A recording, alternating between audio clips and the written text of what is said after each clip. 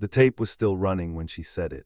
This was important technically because it meant that what she said was captured, not on the track they were recording, not in any form that would end up on the album, but in the ambient audio of the session, in the general recording that the engineer kept running during the downtime between takes the way engineers sometimes do, catching the room, the conversation, the specific texture of a session in progress. The tape was running and she turned to the engineer and she said it. If I control it, I lose it. 7 words, the kind of sentence that arrives complete, that doesn't need anything added or taken away, that contains the whole argument in the space of a single breath. The kind of sentence that a person says once in a specific room to a specific person, and that the room holds long after everyone in it has gone elsewhere, the kind that becomes, over time, the most accurate description available of what someone was and how they worked and why the work was what it was. The engineer's name was Bob Irwin. He was 26 years old, working his first major label session at Columbia's studio in Los Angeles in the spring of 1968. He had been in the room for 3 takes of the song, 3 versions that the producer John Simon had asked for, 3 attempts at what Simon had described in the careful language of a producer who is trying to direct something he can feel the shape of but can't quite see, as a more controlled vocal performance. Not better, not louder or softer, more controlled, more managed. The kind of thing a producer says when what they mean is, I want to be able to hear it without being overwhelmed by it. Irwin had recorded all 3 takes. He had sat at the board and watched the levels and adjusted what needed adjusting and done his job with the particular combination of technical attention and peripheral awareness that the job required.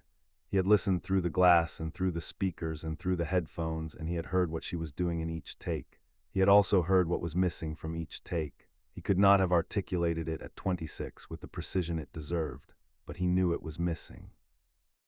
Something that had been in the room on previous days, in the unrestricted performances, in the takes where she had not been asked to manage anything, was absent from the 3 controlled versions. The voice was there, the technique was there, the song was identifiable and the melody was intact, and the lyrics were delivered with complete fidelity to what was written, but the thing that made you feel the song in your chest rather than simply hear it with your ears, that thing was not there. He did not say this. It was not his role to say it. He was the engineer. He managed the levels. He pressed the button. Janis said it instead. If I control it, I lose it. And then she looked at John Simon, who was sitting at the board on the other side of the glass, and waited. John Simon had come to the Cheap Thrills sessions with a reputation and a specific understanding of what the record needed. He was a Columbia Records producer of considerable ability, thoughtful, musically literate, someone who approached his sessions with the kind of preparation that the best producers bring, not just technical preparation, but conceptual preparation, an idea of what the record wanted to be and what it would take to get it. There, he had heard Big Brother and the holding company perform live, had felt the electricity of the performances, had understood immediately that what they were doing was significant and real. The challenge, as he had framed it in his own thinking, was translation. The live performances were extraordinary precisely because they were live, because the energy in the room, the feedback between the band and the audience, the particular wildness of a Big Brother show created conditions under which something happened that was difficult to replicate in a studio. Studios were controlled environments. The live shows were, by design and by character, not controlled. He had been trying, across the weeks of the sessions, to find a way to capture what the live shows had without simply recording a live show, to get the energy onto tape in a form that a listener could receive through a speaker in a room without an audience, without the physical presence of the band, and still feel the thing. It was a genuine artistic problem. He was a good enough producer to understand that it was genuine, and honest enough to admit that he did not yet have the solution. The request for more controlled vocals had come from a specific technical concern. The voice was overwhelming the rest of the recording in certain registers, creating a mix that was difficult to resolve, that gave the listener no place to rest. He had explained this to Janis carefully, and she had listened carefully, and she had agreed to try. 3 takes, 3 attempts at the controlled version. She had given him exactly what he asked for. And in the giving, both of them had heard what the asking cost. When she said those 7 words, if I control it, I lose it. Simon did not immediately respond. He sat at the board and looked at her through the glass and thought about what she had said and about the 3 takes and about the live performances he had seen and about the specific problem he had been trying to solve. He thought about it for a moment that Bob Irwin would afterward describe as approximately 30 seconds and that Simon himself would describe, in interviews about the sessions many years later, as the most important 30 seconds of his professional life. Then he said, "Do the 4th take the way you do it." To understand what she meant, it helps to understand what the controlling cost. The voice of Janis Joplin was not a voice that had been trained into its particular quality. It had not been shaped by pedagogy, by the systematic instruction that produces the kind of control that conservatories teach. The control of breath, of placement, of the managed transition between registers, of the careful husbanding of the instrument against the demands placed on it. She had not been taught to sing. She had simply sung from Port Arthur onward with increasing understanding of what the voice could do, but without the intervening apparatus of formal technique. This was not ignorance. It was a different kind of knowledge. The knowledge of someone who has found their way to a thing by doing the thing rather than by being instructed in the principles of the thing. This kind of knowledge has its own precision, its own authority, its own limitations, and its own capacities that differ from the pedagogical kind. What it produced, in the specific case of her voice, was a particular quality of immediacy. When she sang, the distance between the feeling and the sound of the feeling was extremely small, smaller than it was for singers whose training had inserted the apparatus of technique between the interior state and the exterior expression. The technique, when it is working correctly and invisibly, does not create distance, but it can, and in certain cases it does, and in her case the absence of the technical apparatus meant the absence of any risk of that particular kind of distance. She felt something and she sang, and the sound was the feeling with almost nothing in between. This was the thing the audiences at the live shows had been responding to since Monterey. Not technique, or not only technique, not primarily technique. The immediacy, the sense that what was coming out of the speakers or off the stage was not a representation of an emotion, but the emotion itself, translated directly into sound without the filters that most musical performances interpose. The controlling, the specific thing that John Simon had asked for and that she had attempted across 3 takes interposed a filter. Not a large filter, not from a technical standpoint a significant one. The vocal performances on those 3 takes were excellent by any reasonable measure. A listener without the context of what preceded them might not have noticed anything missing. But Janis noticed, Simon noticed. Bob Irwin noticed without being able to say what he noticed. What was missing was the thing that had no name other than the name she gave it when she turned to Irwin and said those 7 words. That she was referring to was not the voice. The voice was still there in the controlled takes, fully present, technically intact. That it was the thing the voice was carrying when it was uncontrolled.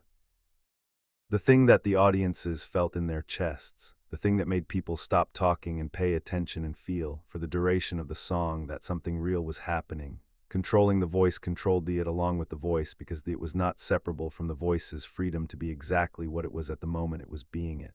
The management of the voice managed the it into absence. If I control it, I lose it. It was not a complaint. It was not a refusal. It was a piece of information, offered clearly, about the specific nature of what she was working with and what happened to it when it was subjected to certain conditions. She was 24 years old. She had understood this about herself for years, had understood it since the first time she sang blues music in a small room, and understood that the power of it came from not holding back, from allowing the feeling to arrive in full rather than in managed portions. But she had not previously put it into a sentence. The sentence arrived in a Columbia recording studio in the spring of 1968 because John Simon had created the conditions for it, had, by asking for the controlled versions, demonstrated the cost of the controlling clearly enough that the cost could be named. She turned to Irwin. She said the 7 words. She waited to see what would happen. What happened was the 4th take. Simon said, "Do it the way you do it." She stood at the microphone and she did not manage anything. She did not think about the levels or the mix or the specific technical concerns that had generated the request for control. She thought about the song, about what the song was and what it required and what she had to give it, and she gave it what it required without filtering the giving. She had been here before. Not in this studio, not on this song, but in this interior place, the place you arrive at when you have decided not to decide, when you have released the management of the thing and allowed the thing to be what it is. She had been here in the small rooms in Austin and the coffee houses in San Francisco and the rehearsal space where she had first sung with Big Brother and understood that the band was the right architecture for the sound she was making. She had been here at Monterey. The place was not comfortable. It was not the comfort of control, of knowing what you are going to give and giving it precisely. It was the discomfort of full exposure, of the voice going where the feeling went without the intervening filter. It was the discomfort of an instrument being used at its actual capacity rather than at the capacity that the recording equipment could manage without difficulty. She went there anyway. The fourth take ran 3 minutes and 41 seconds. When it ended, the control room was quiet. Not the uncomfortable quiet of a take that hasn't worked, the quiet of people searching for something diplomatic to say. The other quiet, the specific quiet of a room that has received something and needs a moment to absorb it before responding. Bob Irwin was at the board. He had been watching the levels and they had gone where they went and he had let them go there. His job was to capture what was happening, not to manage it, and what was happening was something he was not going to interfere with by adjusting anything.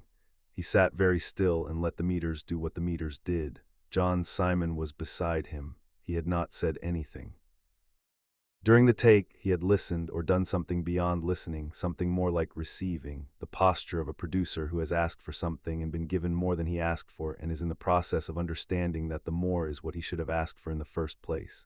When the room had been quiet for a moment, Simon leaned into the talkback microphone. He said, "That's the one." Janis's voice came back through the talkback from the booth. She said, "Yeah." Simon said, "Yeah." There was a brief pause, then the sound of her laughing, the specific small private laugh that Irwin had heard before on other sessions when something had gone exactly right and she was slightly surprised by its going right, the laugh of someone who had been uncertain and has come out the other side of the uncertainty into something confirmed. The fourth take went on the album. The Cheap Thrills sessions produced a record that was released in August 1968 and immediately became one of the best-selling albums in Colombia's history, reaching #1 on the Billboard charts within weeks and staying there for 8 weeks. The critical response was, by the standards of 1968 music journalism, extraordinary. Reviewers reached for words adequate to what they had heard and generally found them insufficient, which was itself a kind of review. But the sessions had been difficult. Not dramatically difficult, not the kind of difficulty that produces stories about artists walking out or producers being replaced or label executives threatening to cancel the project. The ordinary difficulty of people trying to do something that matters and not being entirely sure how to do it, trying approaches that don't work and learning from the not working and finding eventually the approach that does. The 4-take sequence, the 3 controlled versions and the 4th unrestricted one, was not the only moment of that ordinary difficulty. There were other sessions, other songs, other moments when the question of how to get the live energy onto tape without a live audience was encountered and navigated and sometimes solved and sometimes approximately solved and sometimes not fully solved until a later session revisited the problem. But the 4-take sequence was the moment when the question was named. If I control it, I lose it. The sentence stayed with John Simon. He cited it in interviews over the following decades as the single most important thing anyone had said to him in the course of his career as a producer, not because it solved the problem, but because it named it in a way that made it possible to work with. Once you knew what the problem was, once you had the sentence that described the specific cost of the specific approach, you could make decisions differently. You could understand that the technical problem the controlled version had been intended to solve was a lesser problem than the artistic problem it created, and you could organize the work accordingly. He changed his approach for the remainder of the Cheap Thrills sessions. He stopped asking for control. He started asking for versions, multiple takes of the uncontrolled variety, capturing what arrived rather than managing what was delivered, trusting the mix to be worked out at the board rather than in the booth. The resulting record was the record that sold 8 weeks at #1 and that people still listen to, still feel in their chests, still return to for the specific thing that the controlled versions had demonstrated it was possible to lose. Bob Irwin stayed in the industry. He became, over the following decades, a well-regarded reissue producer, someone who worked with archival recordings, who spent his career in the careful excavation of what had been captured on tape and the careful presentation of those recordings to new audiences. He was, in this career, someone who thought constantly about what recordings did and did not preserve, about the relationship between what happened in a room and what ended up on tape, about the specific decisions made in specific sessions that determined which version of a performance went on the record and which versions were set aside. He thought about the four-take sequence often. He thought about the 3 controlled versions sitting in the Columbia archive, never released. Still there, the takes that demonstrated what happened when you asked Janis Joplin to manage the thing that was not manageable. He thought about the 4th take, which had been on the album for decades and which people continued to discover and respond to with the same chest-level response that the live performances produced. He thought about the ambient recording that captured the 7 words, whether it still existed, whether it was in the archive, whether anyone had ever listened to it and transcribed it. He did not know, he had not gone looking. Some things you carry as memory rather than as document, and the memory is its own form of preservation. If I control it, I lose it. He had been 26 years old. He had been at the board. He had watched the levels on 4 takes and had understood on the 4th one that he was in the presence of something he would not need the document to remember. She was 24 years old in the spring of 1968. She had been performing for most of her adult life in small rooms, in large rooms, in the rooms that had not known what to make of her and the rooms that had immediately known and responded. She had been to Monterey and come back from Monterey and understood, in the way that you understand things that happened to you at 24, both the significance of what had happened and the limits of what significance could give you. The specific understanding she carried into the Cheap Thrills sessions was this: the voice was not separable from the freedom of the voice. The power was not in the technique. The power was in the refusal to manage the power, the willingness to let the feeling go where it needed to go, and the voice follow it without the intervening apparatus of control. This understanding had been in her since Port Arthur, since the first blues record she had heard in a friend's bedroom and recognized, with the recognition that precedes language, that the music was doing what she needed music to do, going all the way, not stopping where it became uncomfortable, not managing the intensity for the comfort of the listener, going all the way to the place where the feeling was and staying there at full volume without apology. She had been doing that. She had been doing it since she was 17, in rooms where people sometimes stopped talking and sometimes didn't, in performances where the energy went somewhere extraordinary and performances where it went somewhere approximate, in the long accumulation of years between Port Arthur and Columbia Studio A that had refined her understanding of the specific thing she was doing and what it required. What it required, she now understood with complete clarity, was the opposite of control, not chaos, not the absence of intention or craft. The opposite of control in a more specific sense, the refusal to manage the feeling for the sake of the output, the insistence on letting the output follow the feeling wherever the feeling went, the trust, difficult, not always rewarded, requiring more courage than she sometimes had, that what arrived when you let the voice be completely free was worth more than what arrived when you kept it on a leash. John Simon had given her 3 takes to understand this. The 4th take gave the world the understanding in the only form it could be fully received. As music, as the thing itself, as 3 minutes and 41 seconds of a voice going all the way to the place where the feeling wasn't staying there at full volume without apology. It was on the album. It was, by any measure, the right choice. And the sentence that preceded it, the 7 words spoken to a 26-year-old engineer in a Columbia recording studio in the spring of 1968, captured on ambient tape that may or may not still exist in an archive somewhere in Los Angeles, that sentence was the key to all of it, the key to the 4th take, the key to the Cheap Thrills album. The key to everything she had ever done and would do in the 2 years she had left. 7 words: if I control it, I lose it. She knew exactly what she was doing. She always had.